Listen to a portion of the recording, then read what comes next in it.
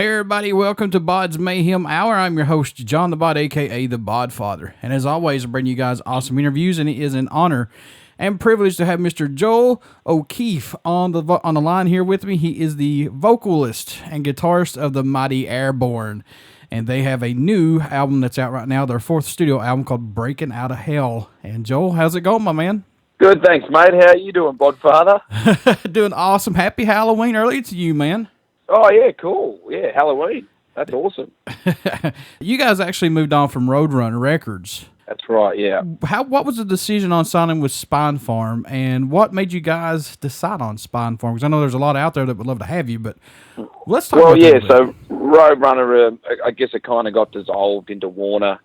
The company was sold, and there was a lot of sort of, things going on like that. So it was just the right time to move, and Spine Farm are an emerging, exciting new label. And, I mean, they've been around for a little bit, but they've made a few changes recently that, that have strengthened the label. Mm-hmm. And, yeah, so they're Spine Farm Universal, and, it's rocking. And actually, they've bought the Capitol building back, Universal have, which is cool because that's where we started. And I think they turned that into apartments, but now I think they've turned it into offices again. So it'll be good to go back there one day and see the Capitol building. That's pretty awesome. I didn't know that. That's pretty cool. Yeah. What's impressed you the most about making the new album Breakin Outta Hell? What's caught your eye most about it, man? I guess we wanted to capture a little bit more edge and a bit more personality of the band, and I think that was part of the fun of it. And also, it was our first album we recorded down under in Australia, so it was cool to do that. Would you say this album's a little bit more heavier, a little bit more quicker than prior? I'm not sure. It's hard to sort of think about the albums beforehand because we're so close to them, But I know there's harder and heavier songs on this one, so maybe. It depends on the listener, too. You guys always wanted to work with producer Bob, and I hope I pronounced his last name Marlette, since 2007's Running Wild. And you guys also, did you work with producer or engineer Mike Frazier previously or before this? If so, how was working with these guys, man? Oh, it was great. So with Bob, we worked with him on the first record. Yeah. And then, with Mike, he actually mixed our second record. So it was good to get the two guys together finally as a dream team to make the fourth record. When you guys work with Bob again, does he normally just let you guys go at your own rate, or does he ever step in and say, hey, look, you want to change this, or how does he work? Oh, no, he's a classic producer. He's very hands-on. And if something's not sounding right, he'll be like, oh, I think we need to change this. I think the energy's getting lost here or something. I think you need to think about that, or maybe rewrite your lyrics for that second verse because I don't think you're connecting the way you want to be. And then it forces you to look at it and listen to it and go, you know what, the guy's right. We need to do better. And he's good at doing that, cracking the whip. Any songs off the album that stand out more to you, if any? Now, I know that's like picking your favorite car or your favorite child, but are there any that stand out to you, man? Oh, look, it's all for rock and roll. That song was written about Lemmy. And, that one stands out because it was written in the 11th hour. We had the riff, but we didn't have the lyrics. And it was literally like came up with the lyrics the night before. And, the night before the day we sung them. And then that was it. That was the album done pretty much then. And so that one's pretty close because Lemmy meant a real lot to us. Like he was in our first video for Running Wild. And he had us on a bunch of Motorhead tours, and he was always so gracious and kind and generous, and we really wanted to, salute the guy. Speaking of that, what was your thoughts on after hearing the passing of Lemmy, and what was your favorite moment with Lemmy, if you can pick one, man? Well, my favorite moment with Lemmy would have been when he came down to do the Running Wild clip. He didn't want to be paid or anything. He just said, have the limo pick me up at the Rainbow. And have a couple of bottles of Jack in there, some Coca-Cola, and some ice. And he invited us in, and we hung out and talked for a while, and we were there for like 2 hours listening to ZZ Top. It was great. What do you hope the fans take away from the new album that's out right now? Once they start listening to this, Joel, what do you hope that they get from it, man?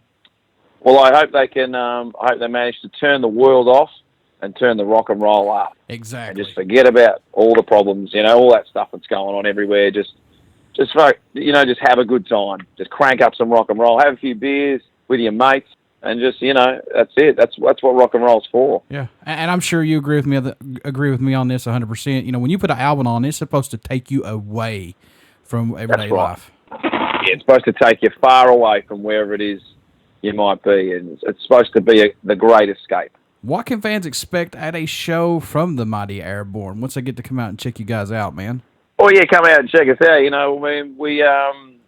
We give you 100% of everything we got on the day. We treat every show like it's our last show. We've flown all the way from Australia and driven thousands and thousands and thousands of miles. It's not like we're going to get there and not give you a show, because we have a saying in Australia: it's go hard or go home. And if you think about the distance we've come, we're not going to get to the top of Everest and then just and sort of sit there. We're going to give you we're going to give you everything we got. There's quite a few Australian bands that's really impressed me, and the very first one was Silverchair, and I got to hear those guys. Yep. Amazing stuff. Now you guys, and now Dinosaur Polyps coming out there. That's freaking amazing. I want to ask you this though, as far as crowds, Australia crowds versus American crowds. Well, it depends. It depends really what town you're in. And it depends. Sometimes what type of night it is too. Like if it's a Friday night or a Saturday night, they're generally drinking a lot more. We found, what we find is rock and roll is a universal language, and it doesn't matter where you go on the planet. You're always going to bound to run into a crazy bunch of people that really can tear the roof off a joint. And Americans do it, Canadians do it, the French do it, the English do it, the Aussies do it, the New Zealanders. They all get into it at some point. I mean, we love playing in the US, because people are always out there chugging their beers and they're getting into it, so it's always a good time. Joel, do you guys prefer the digital era of making albums the way it is today, or would you rather be back in the day what it used to be, like word of mouth and things like that? What's your take on this? Look, I think it's great for younger bands starting out, because, as soon as you get your Facebook page up and running and your website or whatever, or YouTube videos, it spreads like wildfire, and people can really connect to a band from the other side of the globe. And all they have to do is go on Spotify or iTunes or Amazon to order the CD. There's a lot more access, I guess, to it. Yeah. And I think that's a really good thing. But you just have to be careful when that you don't get too carried away at a show and just end up filming the whole thing and forget to have a good time. Like, we're there to play. Like, film whatever you want to do, but don't forget you're there to party. And you can't do that while you're looking through your phone, Yeah. Do you think that the way of today's music and everything, especially Facebook, Twitter, stuff like that, social media, do you think it takes away the mystique of the band, like the mysterious of the band, compared to when I was little, I had to go to the store or to the bookstore to find Circus magazines or Hit Parade or to find the band that I wanted to see? Yeah, no, you're right. It can do that. You just have to be, when you're posting stuff on Facebook, you don't just post what you've eaten for dinner and just stuff like that. You want to give them something that's actually entertaining and something, so it's, you do have to keep a bit of mystique there, and it's a tricky thing to do, but, it's just, I guess, when we use Facebook or whatever, we just give the fans what they need to know. We don't say, "Oh, I really had a great steak tonight." That's boring. You know what I mean? And it's just silly stuff. We're not like that. What does Airbourne bring to the table for music that may not be out there as of right now, Joel? We're 4 band of brothers. We've lived in a house. We did live in a house together for 3 to 4 years. We're a tight unit. We just give you everything we got. I'm sure other bands do that too, but we're the only 4 guys that are going to give you what we got. So that's kind of what we give. Fair enough. What made you want to become a musician? What was that spark for you that said, that's what I want to do? I think it was when I was a kid hearing AC/DC and Black Sabbath, and then seeing the Thunderstruck video on a music channel back at home, and then also Metallica. There was I think it was Wherever I May Roam, that music video where it shows it's kind of like a tour video of the band. Yeah. Seeing that as a kid, that really made me want to, be in a band or play an instrument. And I was only about the age of 6 when I seen that. So Once I did, I really lost focus in school, and I was getting in trouble by the teachers for not paying attention because I just lost interest. Yeah. Any Australian bands that you are noticing right now that we need to take a look at to be prepared when they come out? Yeah, there's a band called Palace of the King. You might hear about them soon. Okay. They're good mates of ours. They'll be around. And, definitely check them out. My last question for you, my good man, what's it mean to you when you guys receive an email from a fan or prior to your shows or after your shows?